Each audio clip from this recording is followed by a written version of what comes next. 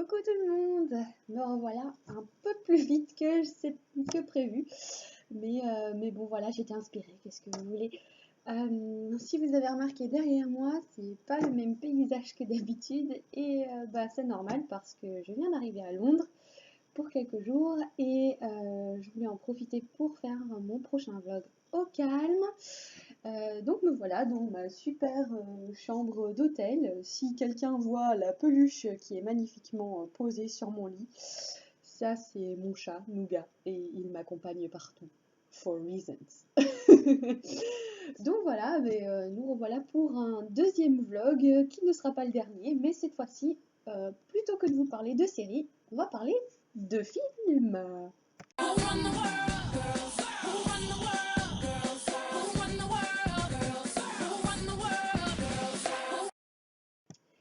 Et oui, cette fois-ci, j'ai décidé de vous parler d'un film que je suis déjà allée voir 2 fois au cinéma. Et le simple fait que je venais à Londres pour quelques jours m'a empêché à lui seul de ne pas y retourner une 3e fois. Parce que sinon, j'y serais sans doute retournée une 3e fois.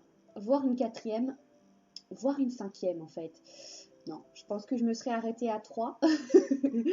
Mais voilà, j'ai déjà hâte de le revoir parce que c'était une chouette surprise. Et puis le suspense est débile parce que vous venez d'avoir le générique, donc vous savez que je parle de Pride, Prejudice and Zombies.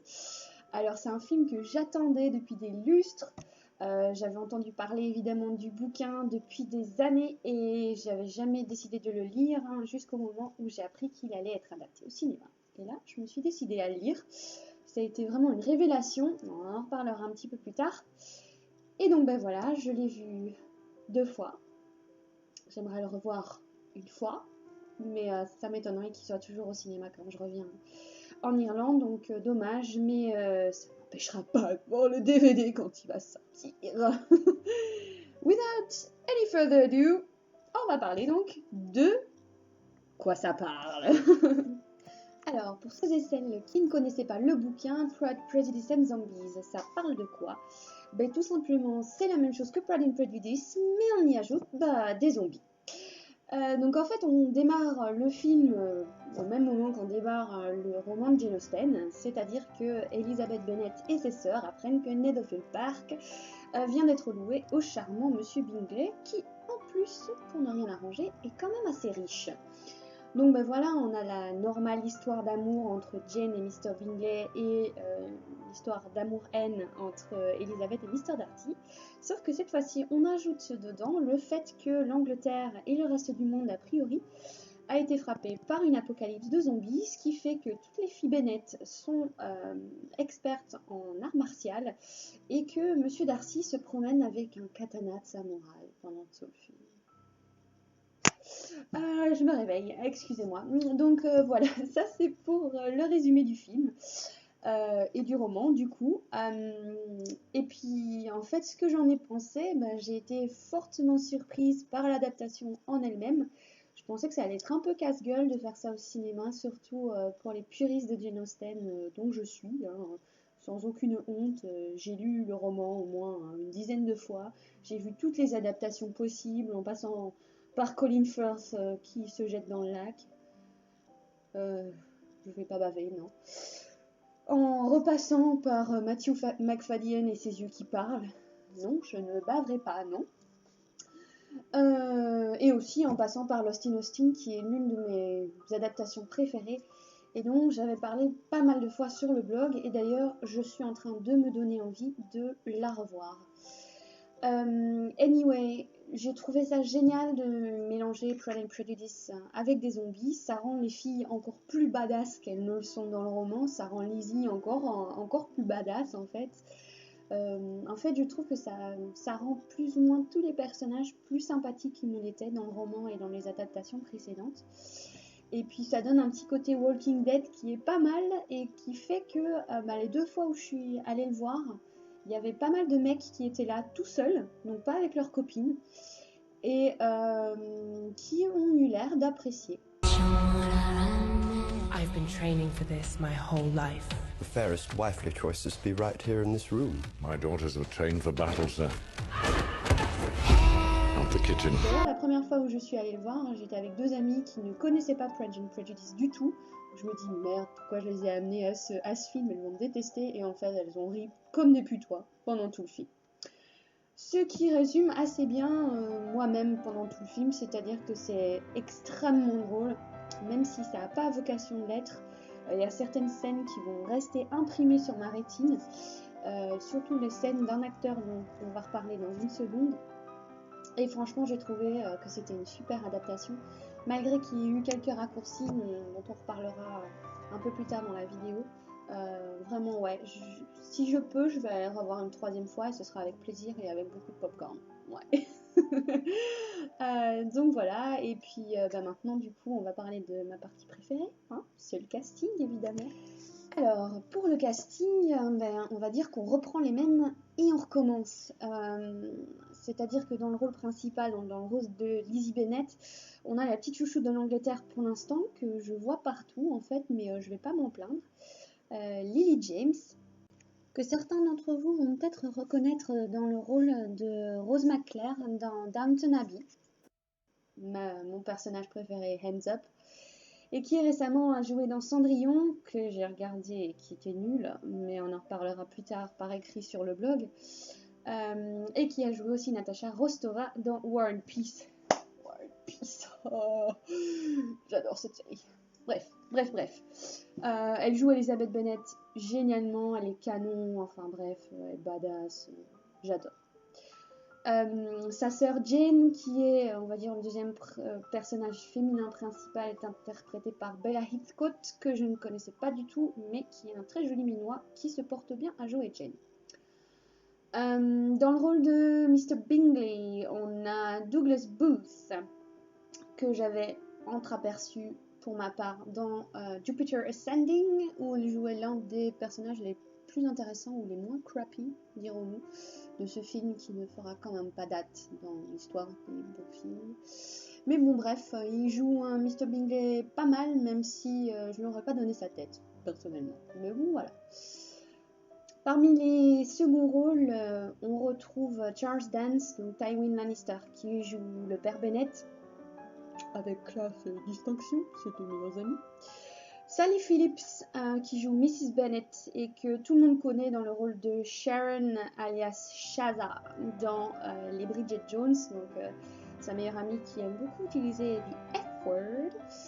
La différence d'âge entre Mr. et Mrs. Bennet m'a dérangée au premier visionnage et puis au second je me suis dit mais en fait non, à ce temps-là il y avait des différences d'âge assez importantes entre les maris et les femmes, donc finalement c'est moins on va dire dérangeant au deuxième visionnage. Et puis on a aussi Lena Headey, donc Cersei Lannister, qui joue Lady Catherine de Burgh. Et moi qui déteste le personnage dans toutes les adaptations possibles, elle a réussi à me la rendre plus ou moins sympathique, ce qui n'était pas gagné vu que c'est quand même Cersei. Et que Cersei, je la déteste. Mais bon bref, j'ai laissé volontairement 2 personnages de côté, parce que ce sont les 2 personnages qui pour moi sont les plus importants et les plus marrants du film. Il s'agit d'abord de Mr. Collins, qui est interprété par Matt Smith.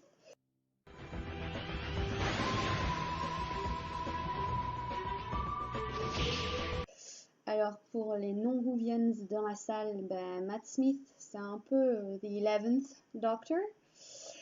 Moi je suis une Whovian déterminée et qui a réussi à convertir Shedby d'ailleurs et qui a réussi à convertir son entière famille à un moment où elle ne parlait pas anglais, donc médaille.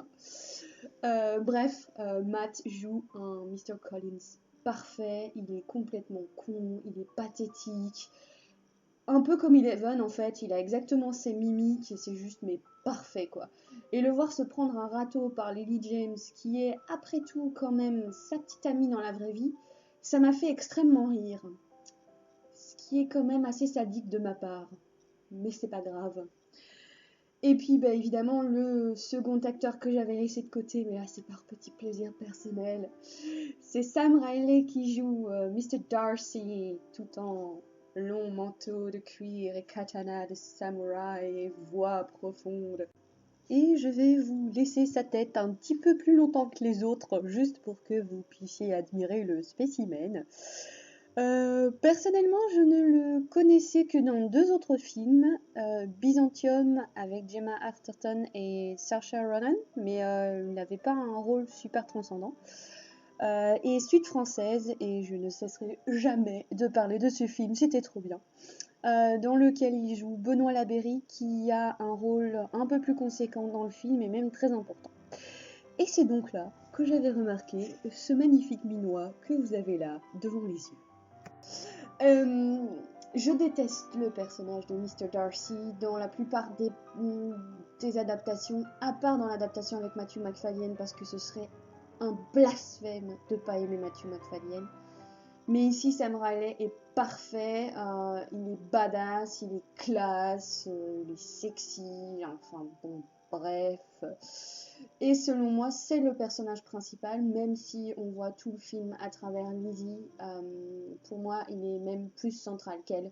D'ailleurs, c'est avec lui qu'on commence le film, sans rien vous spoiler. Et puis sa voix, bordel, d'où est-ce qu'il sort une voix pareille, le gars, c'est abominable. Bref, j'ai donc eu une de mes amies qui m'a dit « Ah bah tiens, si tu l'as bien aimé dans Pride and Prejudice, il a joué dans Maleficent aussi. » Donc j'ai regardé Maleficent et on en reparlera plus tard parce que bordel, un corbeau, ça peut être sexy. Bref, en voilà pour le casting. Je pense que j'ai oublié personne à part peut-être Aisling Loftus qui joue Charlotte Lucas, mais on va en reparler dans 2 secondes parce que là tout de suite on va parler des points faibles du film. Alors des points faibles, je peux pas vraiment trouver, à part l'attendu problème d'adaptation. Comme la plupart des adaptations littéraires aujourd'hui, quand on veut faire plaisir à Hollywood, il y a des choses qui changent. Donc malheureusement, il y a pas mal de choses qui ont été altérées depuis le roman.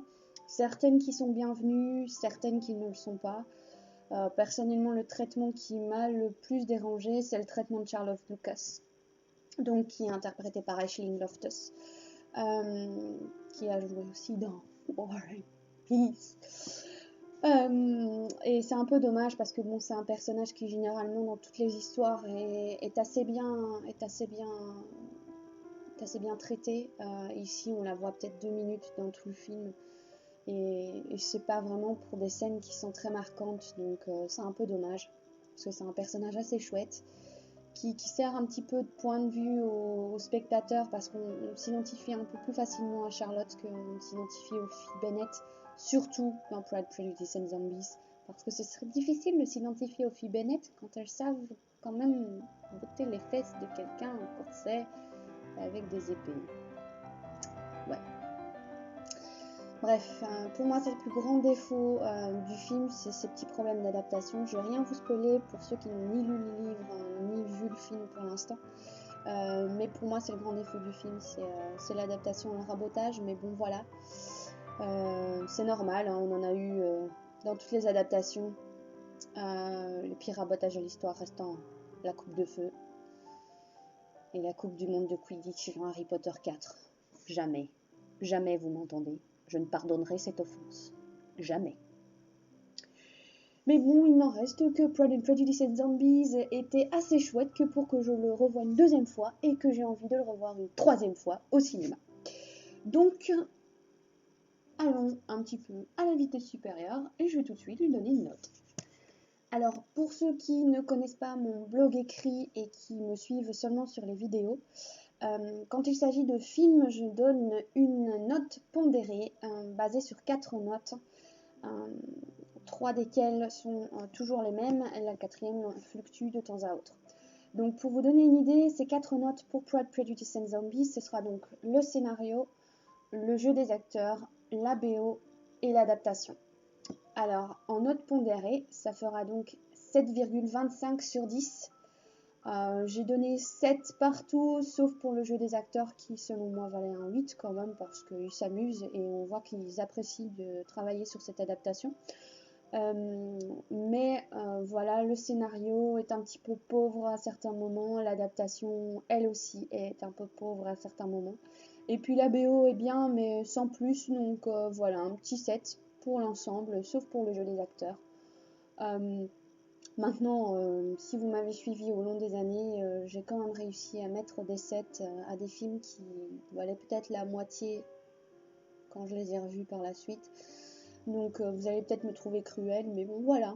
Un petit 7,25 Pride, Prejudice and Zombies, mais je serai super contente de voir le DVD dans ma DVD Tech quand il sortira, parce que j'ai très envie de voir l'envers du décor et comment ces filles ont appris à faire les badass. Donc voilà. Et ben cette vidéo a été beaucoup plus rapide que la dernière, je m'en rends compte. C'est ta faute, June. Tu m'as demandé de faire plus court, j'ai fait plus court. Mais voilà, il n'y avait pas plus de choses à en dire, je pense. J'avais envie de vous en parler en vidéo parce que c'est pas un film, à mon avis, qui fera date sur internet, parce qu'à mon avis, il n'y a vraiment que les connaisseurs de Pride and Prejudice qui vont se déplacer pour le voir, et c'est bien dommage parce que bah voilà, mes deux copines sont la preuve qu'on peut aller le voir sans connaître Pride and Prejudice et pourtant adorer. Donc voilà, c'est un film que j'ai beaucoup apprécié. Et donc je vous conseille de le voir, peut-être pas au cinéma si ça vous dit pas, mais en tout cas de lui garder un coin bien chaud dans votre liste de films à lire, à voir, de films à lire, oui aussi, de films à lire en fait, hein, puisque ça se lit un DVD. Bref, hein, quand il sortira. Nous on se retrouve dans une grosse semaine, petite surprise, je vous dirai pas pourquoi, mais ma prochaine vidéo je sais déjà sur quoi elle sera, et je peux tout de suite vous dire que je serai de retour en Irlande, mais par contre j'aurai une autre tenue un peu plus classe. Suspense. See you then.